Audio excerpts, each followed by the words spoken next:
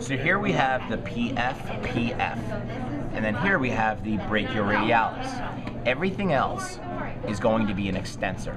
So we have, if here's brachioradialis, we have extensor carpi radialis, because remember, the thumb side, which we look for the thumb down here, is going to tell us that this muscle right up here is called extensor carpi radialis.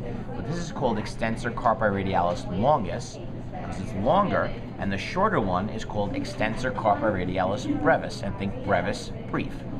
Next, we go to this muscle right here. We take the muscle, we follow its tendons.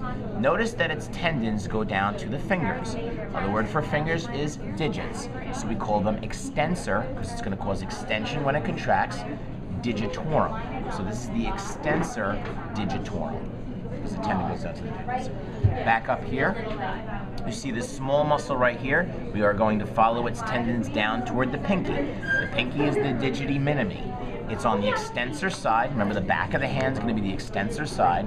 Extensor digiti minimi. Just make sure you follow the tendons. This last one is going to be called the extensor carpi ulnaris. Extensor because it causes extension. Carpi because the tendon heads toward the carpal bones, which are the wrist bones. And ulnaris because we're on the pinky side. One key thing to do, make sure you always do PF, and leave your fingers there. Because if you spin it around enough times, you lose where the F is in PF. So PF, and you'll never think that that's an extensor. You'll always know it's a what?